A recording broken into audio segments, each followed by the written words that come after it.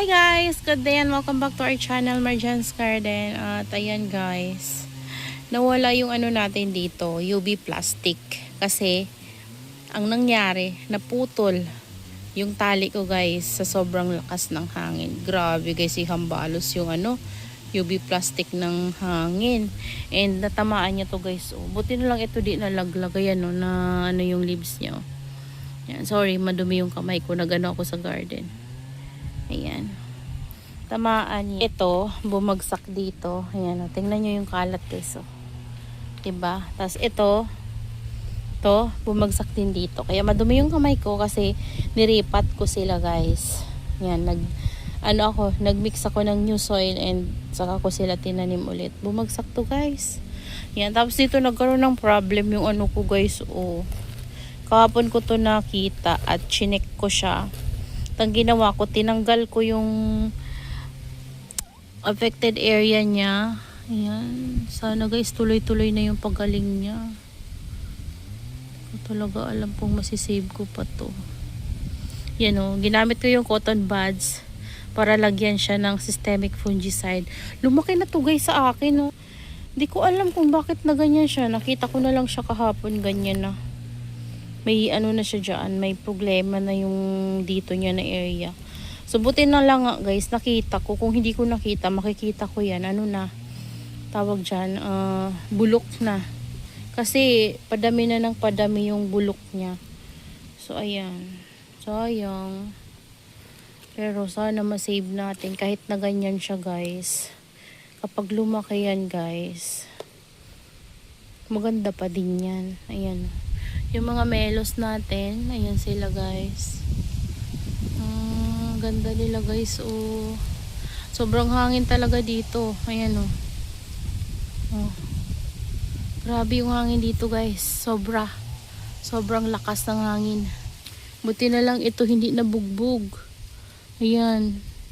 Nilagyan ko sila ng pumice-stone. Ayan, ito yung mga leaf propagation ko na nakatanim dito guys. Oh, bugbog sarado. Ayan oh. Dami, 'di ba? Tapos ito yung kalbo. Ayan, kalbo, 'di ba? Ayan, wala silang ngayon, wala silang takip kasi nga nasira nung malakas na hangin. So mainit naman, guys. Siguro mamayang hapon ko na ibalik yung kanilang UV plastic. Ayan. Hindi naman nasira yung UV plastic. Kaso lang naputol yung tali. So, ang nangyari, sa malakas na hangin, na ganun yung ating mga halaman, no? Choing, yun dun yung natamaan na area na to. Kaya, na ganun sila. Nalaglag. Ayan. So, ito yung ating ibang guys, oh. Mga inermis ko dito na pinropagate. May nalusaw na naman sa kanila, guys. Pero wala tayong magawa. Hayaan lang natin.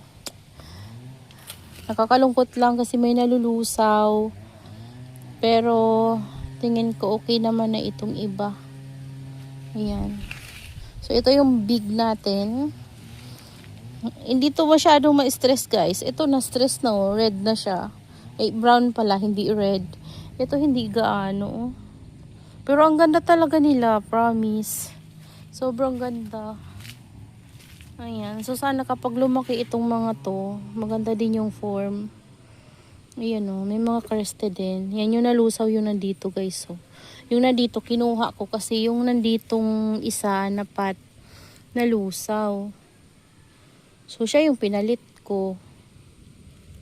Hindi ko alam eh. Nakita ko na lang talaga guys, lusaw na. Kasi hindi ako masyadong tumitingin dito. Siguro sa loob ng 2 days na. Kasi, kahit nasa harapan to ng bahay guys, hindi ako masyadong tumitingin kasi panay ulan. Grabe yung ulan dito sa amin.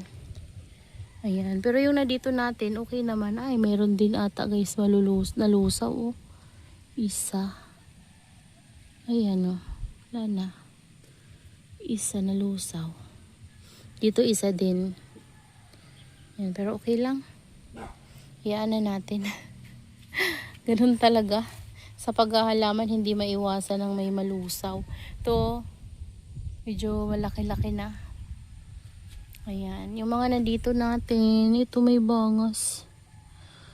Okay naman din sila guys, okay naman sila.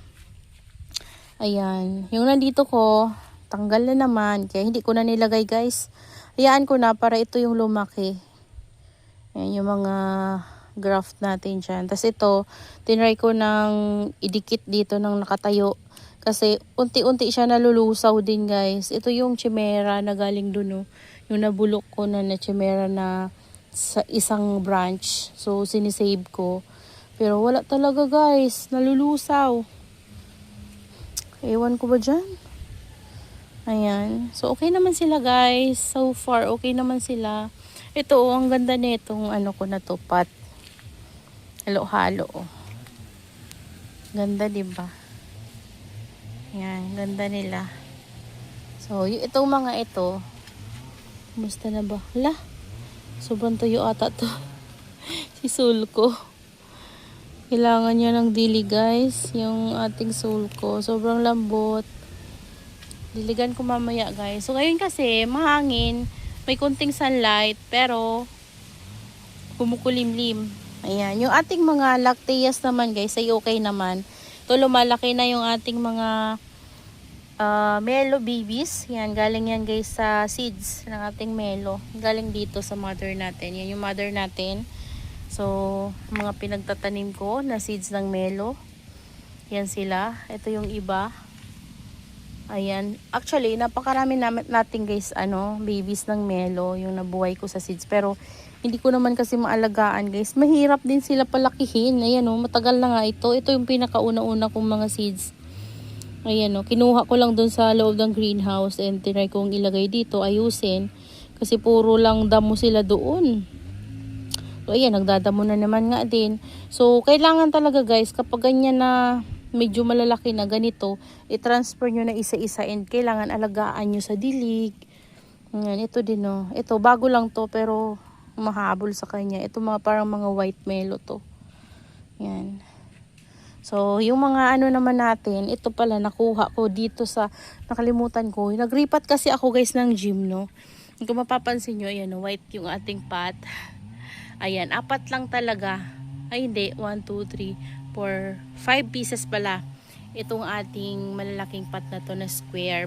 Tapos, meron pa akong mga ganyan na pots na nandoon sa loob ng greenhouse. And ang ginawa ko, diba nagkuskus ako ng mga naglinis ako ng mga ceramic pot natin na pinaglagyan ng mga nandun na inner mist. So, ang ginawa ko guys, nilinis ko din to. Kaya tingnan nyo, puting-puti sila. So, ang ginawa ko, yung mga big natin na mga, mga gym, tinransfer ko din sa kanila. So, galing dyan, may nakuha ako na baby na ito. Parang crested siya, pero variegated. Yan. Not sure guys kung kita nyo ba sa camera. Medyo against the light kasi itong ko kaya hindi ko masyadong masilip. Ayan. So, nakuha ko yan dyan guys. Tapos ito, from Dark Moon. Kusang natanggal. Galing dun sa pinakailalim ng niya. Ng puno. Nung niripat ko. Ayan si Dark Moon. So, yun guys. Yeah, transfer ko na lang dyan. So, ito, galing to sa mga Dark Moon natin. Sa Dark Moon. Yan, mga babies from Dark Moon. Ito din mga Dark Moon yan guys. So, pinagtatabi ko dyan. Yan, yung mga iba na yan, galing sa mga gym natin na variegated. Ayan, nakadikit. Kailangan nila nagdilig guys. Sobrang tuyo.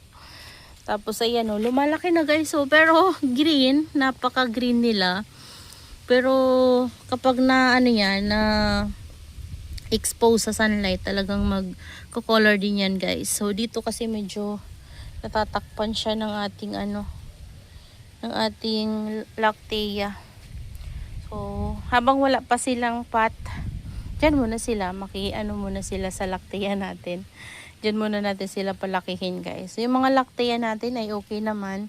Ito, tinanggal ko na yung tali ko guys, nakadikit na siya. Yan, lumalaki na din. Ito yung lacteas natin. Yun yung pinaka-latest natin kasama to. So, wala pa ako nakikitang new growth dito sa ating white. At dito, wala pa.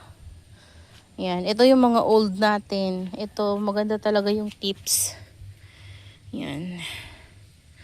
Ang baba nga lang nito guys kasi kunting-kunti na lang yung rootstock na natira nito. Kasi nabubulok to nung dumating sa atin from Igorotak. So, nagkaroon din siya ng problem. Hinayaan ko lang guys. Ayan o, tingnan nyo. Mapapansin nyo dyan sa pinakailalim niya o. May ganyan siya. So, yung kasamahan niya na dalawang white pink ay nalusaw. So, yung ano kasi guys, yung white pink na ganito din siya. Ang ginawa ko, pinagkakat-kat ko kasi nga na kinakabahan ako. Ayun nga, nalusaw na. So, ito, nakita ko na nagaganon din siya. Ayan, ito, tsaka yan. So, pinabayaan ko lang kasi naisip ko, bahala na. Pero ayun, tumigil din siya guys. So, dapat pala hayaan ko lang. Yung white pink kasi guys, ang ginawa ko, pinagkakat-kat ko. So, lalong lumala.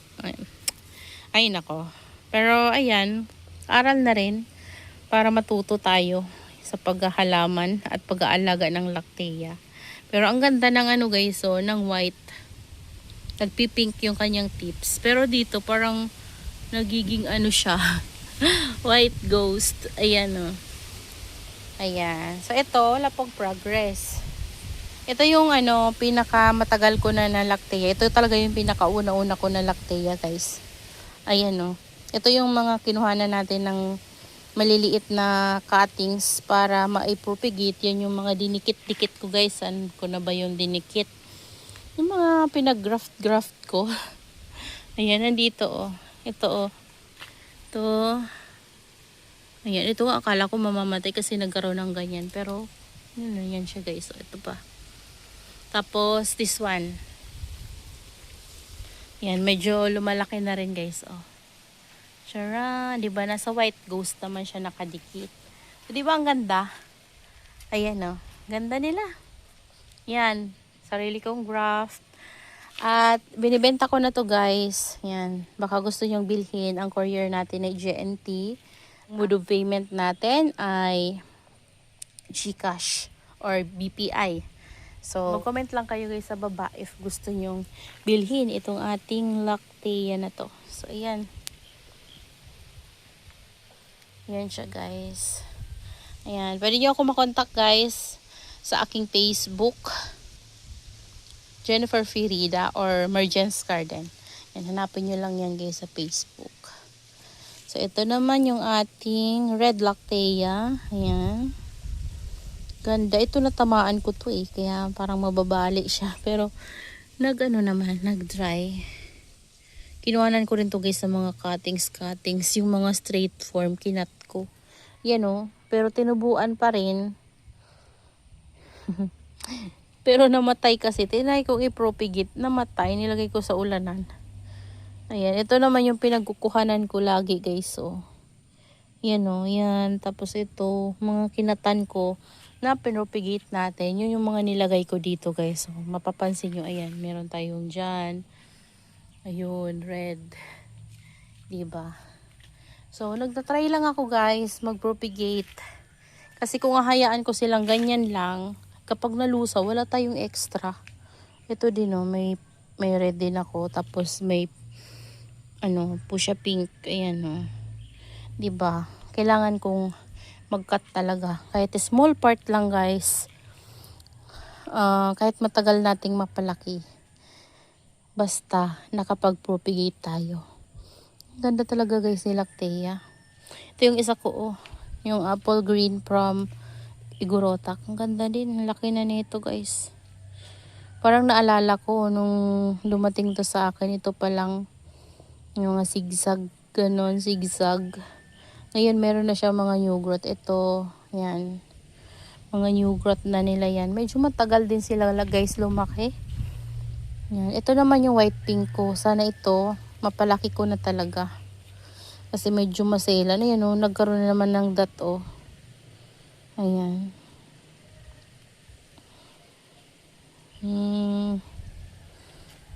Ganda nila guys. Ayan. Ito yung ating tricolor. Ganda din. So ito naman yung ating mga cactus guys. And ito yung namulaklak ko. So, simula nang matransfer ko sila dito guys, ito pa lang yung namumulaklak sa ating gymno. So, ginawa ko, tinry kong i-pollinate. Pero, mukhang naging successful naman guys yung pagpo-pollinate ko. Ayan o. Diba? Mukhang naging successful kasi hindi siya natuyo. Ilang araw na yan. So, antayin lang nating mahinog. Yan yung ating mga guys, mga cactuses. Yung ating mga parodia. Sana mapalaki ko yan sila. Yan yung ating melos. So, yun lang naman guys, yung natin, mga cactus natin dito. This one, ganda nito talaga kapag lumaki. Sobrang lago na. To green. White ghost. Red and pink. Ganda. Ayan lang guys. That's all for today's video. And I hope you enjoy watching and see you on my next vlog. Happy gardening everyone. Bye.